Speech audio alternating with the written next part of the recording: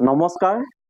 বৰ্তমান সামাজিক মাধ্যমেই হওক বা সংবাদ মাধ্যমেই হওক সকলোতে এটা চৰ্চাৰ বিষয় হৈছে অচিনাকি মানুহ। আৰু এই শব্দটো অভিভাৱ ঘটাইছে অসমৰ মুখ্যমন্ত্ৰী হিমন্ত বিশ্ব শৰ্মা ডাঙৰীয়াই। হয়, স্বাধীনতা দিৱসৰ পতাকা উত্তোলন কৰিবলৈ গৈ মুখ্যমন্ত্ৰীৰ ভাষণত মুখ্যমন্ত্ৰীগৰাকীয়ে উল্লেখ কৰিছে যে 10 বছৰৰ পিছত অচিনাকি মানুহে পতাকা উত্তোলন কৰিবহি, স্বাধীনতা দিৱস উদযাপন কৰিব। আৰু গুৱাহাটীৰ যিসমূহ উবেৰ চলি আছে, এই উবেৰ চালকসমূহ 80% অচিনাকি মানুহ। এই ধৰণৰ কিছু বক্তব্য মুখ্যমন্ত্ৰীয়ে দিয়া বুলি আমি সংবাদ মাধ্যমত আমি অৱগত হৈছো। বিশেষকৈ আমি মুখ্যমন্ত্ৰী ডাঙৰীয়া বক্তব্য আজি কিছুদিনৰ পৰা চাবলৈ বাদ দিলো। তেওঁ মুখত যিকে আহে তেওঁ কৈ থাকে মুখ্যমন্ত্ৰী আসনখনৰ যি মৰ্যাদা, সেই মৰ্যাদা আজিৰ তাৰিখত মুখ্যমন্ত্ৰী ডাঙৰীয়াই ৰাখিব পাৰিছে বুলি আমি নাভাবো। গতিকে মুখ্যমন্ত্ৰী ডাঙৰীয়াৰ ভাষণ আমি শুনিবলৈ বাদ দিলো। তাৰপিছতো এতিয়া সংবাদ মাধ্যমৰ জৰিয়তে অলপ আগতে অৱগত হলো যে অচিনাকি মানুহ। আৰু মুখ্যমন্ত্ৰী ডাঙৰীয়াই সেই শব্দটো কোৱাৰ পিছতে এতিয়া অসমত প্ৰশ্ন উঠিছে, এই যে অচিনাকি মানুহ বুলি মুখ্যমন্ত্ৰী ডাঙৰীয়াই অভিহিত কৰিলে, কাক কৰিলে? আপোনালোকৰ দৃষ্টিভংগী আপোনালোকে কি ভাবে? মুখ্যমন্ত্ৰী ডাঙৰীয়াই কাক টাৰ্গেট কৰি তেওঁ এই অচিনাকি মানুহ বুলি কৈছে? আপোনালোকৰ দৃষ্টিভংগী আপোনালোকে আমাৰ কমেণ্ট বক্সত আহি জনাওক। আমি ভাবো মুখ্যমন্ত্ৰী ডাঙৰীয়াই এই অচিনাকি মানুহ শব্দৰ জৰিয়তে এটা নতুন ৰাজনৈতিক পৰিৱেশ তৈয়াৰ কৰিবৰ কাৰণে চেষ্টা কৰিছে। আপোনালোকে দেখিছে যে আজি কিছুদিনৰ আগলৈকে মুখ্যমন্ত্ৰী ডাঙৰীয়া কৈ আছিল যে সন্দেহযুক্ত লোকক আমি উচ্ছেদ কৰি আছো। এতিয়া সেই প্ৰসংগবোৰ গুচি গ'ল, কাৰণ মানুহে প্ৰশ্ন কৰিছে, মানুহে বুজি পাইছে যে সন্দেহযুক্ত লোকক যদি তোমালোকে উচ্ছেদে কৰিছা, সেই মানুহবোৰক কিয় পুনৰ সংস্থাপন দিছা? আৰ্থিক সাহায্য কিয় দিছা? মাটি কিয় দিছা? এই কথাখিনি যেতিয়া মানুহে প্ৰশ্ন কৰিলে, তেতিয়া সেই সন্দেহযুক্ত লোকটো তেওঁ আঁতৰাই দিলে। এতিয়া সেই লোকটো বদলি এতিয়া অচিনাকি ব্যক্তি। এই যে অচিনাকি ব্যক্তি বুলি অভিহিত কৰিছে, আচলতে অচিনাকি কোন? আমি ভাবো কোনো চিনাকিও নহয়। আমিও মুখ্যমন্ত্ৰী ডাঙৰীয়াক চিনি নাপাওঁ। তেওঁ মুখ্যমন্ত্ৰী বুলি জানো, কিন্তু ব্যক্তিগতভাৱে আমি মুখ্যমন্ত্ৰী ডাঙৰীয়াক চিনি নাপাওঁ। এতিয়া মুখ্যমন্ত্ৰী ডাঙৰীয়া কাক অচিনাকি বুলি কৈছে? এই উবেৰ চালকসকলক অচিনাকি কৈছে। উবেৰ চালকসকলে আজি কৈছে, তেখেতলোকে প্ৰতিবাদ কৰিছে আৰু কৈছে আমি এই অসম ভূমিৰ সন্তান, আমি অচিনাকি নহয়। এতিয়া মুখ্যমন্ত্ৰী ডাঙৰীয়া কব লাগে যে তেওঁ অসমৰ মুখ্যমন্ত্ৰী, তেওঁ গৃহমন্ত্ৰী। তেওঁ গৃহমন্ত্ৰীত্বৰ দিনত কেনেকৈ অসমত অচিনাকি মানুহ প্ৰৱেশ ঘটিছে? কেনেকৈ অচিনাকি মানুহে অসমখন দপদপাই আছে? কেনেকৈ অসম মন্ত্ৰীসভাত অচিনাকি মানুহ আছে? কেনেকৈ অচিনাকি মানুহ বিধায়ক হিচাপে জিকি গৈছে? এই কথাবোৰ মুখ্যমন্ত্ৰী ডাঙৰীয়া কব লাগে। তেওঁ গৃহমন্ত্ৰী থাকোতে অসমত ক'ৰ পৰা অচিনাকি মানুহ আহিল? অসম সন্তানক যদি আমি অচিনাকি বুলি কবলগীয়া হয়, তেতিয়াহলে গতিকে মুখ্যমন্ত্ৰী ডাঙৰীয়া, আপুনি ৰাজনীতি বহুত কৰিছে, আপোনাৰ ৰাজনীতি এই চতুৰ ৰাজনীতি আমি বুজি পাওঁ।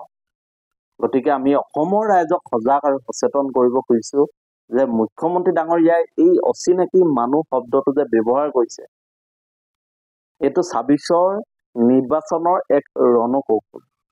এতিয়া সন্দেহযুক্ত বাংলাদেশী শব্দটোৰ বিপৰীতে হয়তো তেখেতে অচিনাকি মানুহ বা ব্যক্তি এই শব্দটো ব্যৱহাৰ কৰিবলৈ গৈ আছে। গতিকে শ্ৰদ্ধা ৰাইজ, যদি অচিনাকি ব্যক্তি আছে তাৰ দায়িত্ব গৃহমন্ত্ৰীয়ে ল'ব লাগে। যদি অচিনাকি মানুহে অসমত দপদপাই আছে তাৰ দায়িত্ব মুখ্যমন্ত্ৰীয়ে ল'ব লাগিব। আমি সাধাৰণ মানুহ, আমি তাৰ দায়িত্ব ল'ব নোৱাৰো। গতিকে মুখ্যমন্ত্ৰী ডাঙৰীয়াই কেতিয়াও কোনোদিন এই বহিৰাজ্যত থকা যুৱকসকলক অসমলৈ ঘূৰাই আনি সংস্থাপন দিয়া কথাটো কেতিয়াও নকয়। কেতিয়াও এই যে ৪৫ লাখ নিবনুৱা আছে, এই নিবনুৱাসকলক চাকৰি দিয়া কথাটো আৰু সংস্থাপন দিয়া কথাটো মুখ্যমন্ত্ৰী ডাঙৰীয়াই নকয়। মূল্যবৃদ্ধি ৰোধ কৰা কথা আমাৰ মুখ্যমন্ত্ৰী ডাঙৰীয়াই নকয়। তেওঁ কব সন্দেহযুক্ত নাগৰিক, তেওঁ কব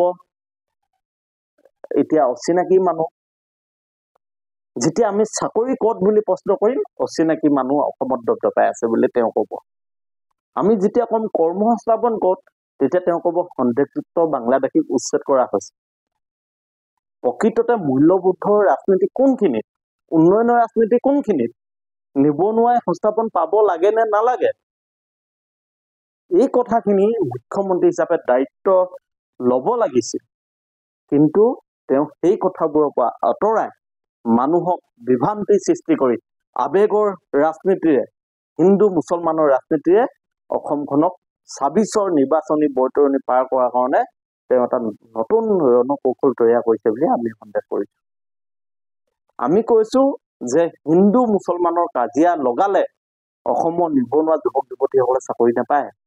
আমি উন্নয়নৰ কথাবোৰ ভাবিব লাগিব, আমি কৰ্মসংস্থাপনৰ কথাবোৰ ভাবিব লাগিব, আমি কৃষকসকলৰ কথা ভাবিব লাগিব, আমি আই মাতৃসকলৰ কথা ভাবিব লাগিব। আজি হিতাধিকাৰী সৃষ্টি কৰি এটা জাতিক কেতিয়াও উন্নয়নৰ পথত লৈ যাব নোৱাৰে।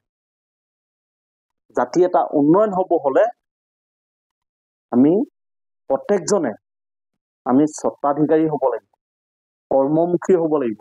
আৰু কৰ্মমুখী কৰিবৰ কাৰণে এইখন চৰকাৰে কোনো বিশেষ পদক্ষেপ গ্ৰহণ কৰিছে বুলি আমি বিগত দিনসমূহত দেখা নাই।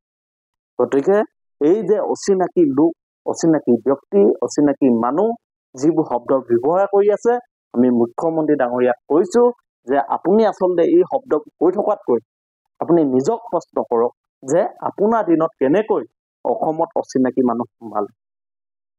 আমি সমষ্টি পুনৰ নিৰ্ধাৰণৰ সময়ত আমি দেখিলো যে মুখ্যমন্ত্ৰী ডাঙৰীয়াই ঘোষণা কৰিছিল যে অহা 50 বছৰলৈ খিলঞ্জীয়া হাতত অসমখন সুৰক্ষিত। আৰু তৎক্ষণাত ২৬ৰ নিৰ্বাচনৰ আগত মুখ্যমন্ত্ৰী ডাঙৰীয়াই কেনেকৈ দেখিলে যে অচিনাকি ব্যক্তিয়ে আহি অসমখন অসমত দখল কৰিব, অসমৰ মুখ্যমন্ত্ৰী হ'ব, স্বাধীনতা দিৱস পাতিব। এই কথাটো ক'ৰ পৰা আহিল? কেনেকৈ পাভলতি মাৰিব পাৰে আপুনি? 50 বছৰলৈ আপুনি অসমখনক সুৰক্ষিত কৰি দিলে সমষ্টি পুনৰ নিৰ্ধাৰণৰ জৰিয়তে। আকৌ আপুনি কৈছে যে 10 বছৰৰ পিছত অচিনাকি মানুহ অসমৰ মুখ্যমন্ত্ৰী হ'ব। গতিকে ৰাইজ কথাবোৰ বিচাৰ বিশ্লেষণ কৰক, আপোনালোকৰ নিজৰ দৃষ্টিভংগী আপোনালোকে ভাবক মুখ্যমন্ত্ৰী ডাঙৰীয়াই কেনে এটা ৰাজনীতি কৰি আছে। আচলতে ৰাজনীতি হ'ব লাগে উন্নয়নৰ, ৰাজনীতি হ'ব লাগে কৰ্মসংস্থাপনৰ, ৰাজনীতি হ'ব লাগে নিবনুৱাই চাকৰি পাব লাগে। কিন্তু এতিয়া ৰাজনীতি হৈছে হিন্দু মুছলমান। ধন্যবাদ।